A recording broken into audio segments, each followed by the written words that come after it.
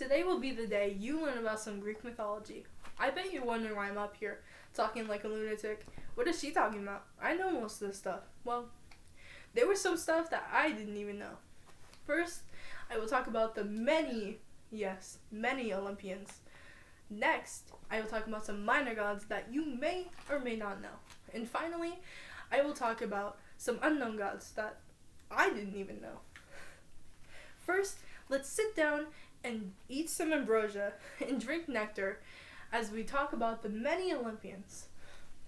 We all know the story about the 12 Olympians: Zeus, Hera, Poseidon, Demeter, Dionysus, Athena, Ares, Apollo, Artemis, Hermes, Aphrodite, and Hephaestus. They were all there, but sometimes they include Hades and Hestia into the mix. Why? Well, I will tell you. Originally, Hades and Hestia took the place of Demeter and Dionysus. Why is that the case? Well, originally, Hades and all the other gods used to have meetings, and most of the time, Hades would not show up. Zeus got so fed up with it that he took Hades off his throne and placed Demeter in his place. Meanwhile, Hestia had a problem as well. She hated seeing the gods fight and bicker. So one day, she told Zeus that she would leave and replace herself with Dionysus. Even though, while she had her throne, Poseidon and Apollo both tried to ask her into marriage. And when she said no, she told Zeus that she would remain forever pure. Even while she doesn't have a place on Olympus, she still watches over the hearth. Now, next, speaking of Dionysus, why don't we move on to him? As we know now, Dionysus took the place of Hestia. But what did it take to place him there in the first place? Originally, Dionysus used to be a simple demigod. Yes, a demigod. As you wonder, what even is a demigod? Well, it's something not old Rick Riordan came up with. Instead, it has existed ever since the gods have been a part of Greeks' lives. A demigod is someone that a god has mixed it up with, and it is half human, half god, or whatever the god did it with.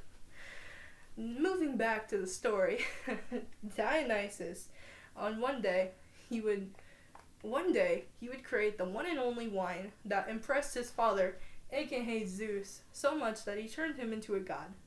And ever since then, he has been the god of wine. Next, let's talk about another god, a god named Hephaestus. Hephaestus is the god of forge and fire, but he is also the son of Hera.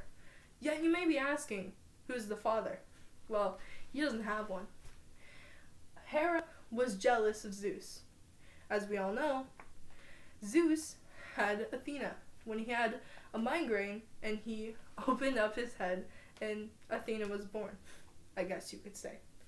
Hera was jealous of his actions, so she decided to have a kid of her own.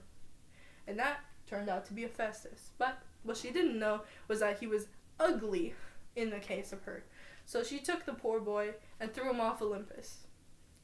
Even though that's cruel, Hephaestus decided to get back at his mother. He made a golden throne that was so beautiful that no one could resist, and Hera sat upon it right away.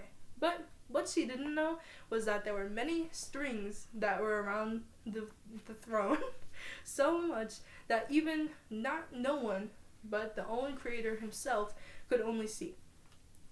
As his rage towards his mother continued, no one could let him get Hera off of the throne until Dionysus got him drunk. They even asked him that he could have a place on Olympus, but he refused.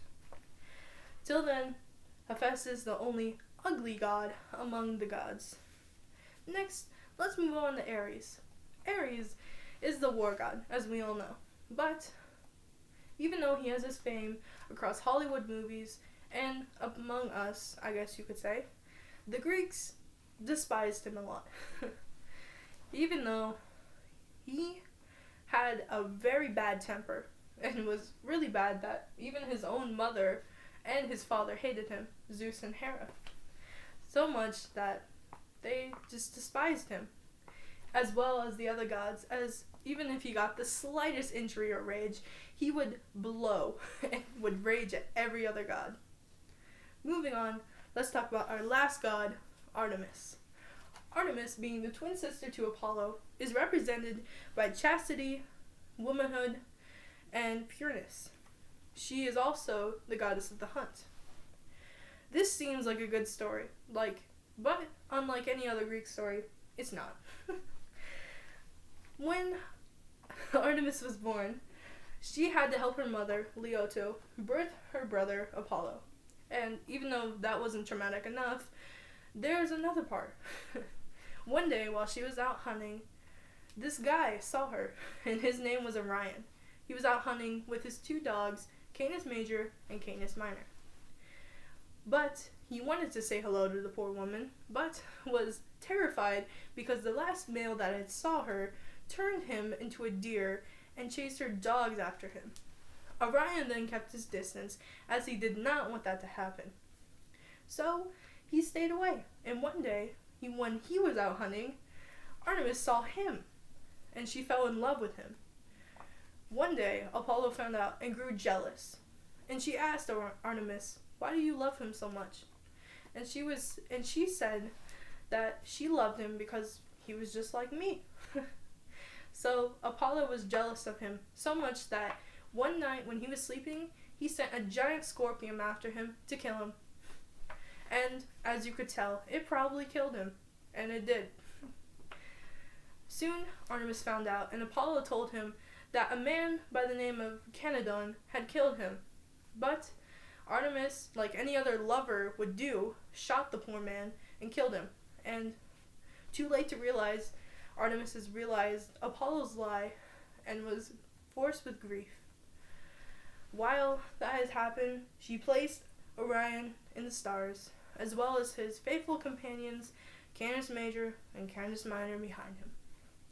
Next, let's talk about some gods and goddesses that you may or may not know, and some facts about him. As we now are done with the Olympians, and what a train wreck that was. Why don't we talk about some minor gods and goddesses that don't have a say on what Olympus says. First, as most of us had read the Odyssey, there was a goddess of the name of Circe. She could change humans into animals, and it was a powerful enchantress, but I'm not going to talk about her. Instead, I'm going to talk about head chief of magic, Hecate. Hecate is the goddess of magic and witchcraft, and she would have statues in households, and that she would protect people from magic. Another god that had a role was Hypnos. He is most known for the fact that he is the personified spirit of sleep. One of the stories is that he had made Zeus fall asleep twice, and the first time Zeus didn't even see it coming. Now, we will talk about some minor gods that most people don't know. Our first goddess, is Astraea. She is the goddess of innocence, and her name means Star Maiden, as she abandoned the earth during the Iron Age and turned herself into the constellation Virgo. GreekMythology.com states that the myth is when Astraea returns one day, she will bring back the utopia that the earth once had during the Golden Age. And as you could tell, none of that actually happened. I mean, she left, and now we're stuck with the coronavirus. Moving on, let's talk about a goddess named Ate. Ate is the goddess of mischief and ruin, and as you can guess, she caused a lot of problems. For example, on Hera's proposal, she swore to Zeus that the first mortal that would have a child, and that he was the father, would become a great ruler one day. Hera soon found out and wanted to kill her and delay the birth of Hercules. But Zeus found out eventually and threw Ate off Olympus. Now, Ate roams the earth and caused mischief and ruin across humans. Finally, I will end with some minor gods you haven't heard about before. Our first god would have to be Koalymos. He is the god of stupidity and foolishness. Other than him being the god of stupidity, there is nothing else that has been stated except for people using his name instead of using the word stupid or idiot. Our next goddess that most people don't know is Astraea. She is the personified spirit of laziness, indolence, and sloth. There are not many facts about her, just like Koalimos. Our last goddess is Castellina. She is the goddess of fountains, and she wasn't always like that. According to Britanniac.com, she was originally a nymph, and she either threw herself into a pond or Apollo turned her into one, and she became known as the goddess of fountains. But the reason she did was because people would sit there at the river, or stream, I guess you could say, to have inspiration, and they called her the goddess of fountains, because they made one after her. Many of these gods and goddesses never have been spoken about until today. That's how unknown they are. Just like Percy Jackson said in The Last Olympian, that the gods on Olympus need to show recognition to minor gods and other gods in general. Even though Percy Jackson isn't a real thing or continued to Greek mythology at all, it still goes to show that the gods need to show ambition to other ones.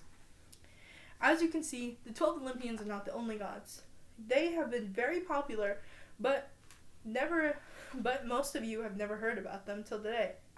Minor gods are still a main part and major to Greek mythology itself. And finally, we talked about some unknown gods and forgotten gods that most people don't know. There are a lot more Greek gods to learn about, as you could see. And it would leave you with months of free time. So, go for it. Oh, I almost forgot. When Rome took over Greek, they didn't just take their land. They also took the Greek gods. I mean, it's the same thing. They just, took their names.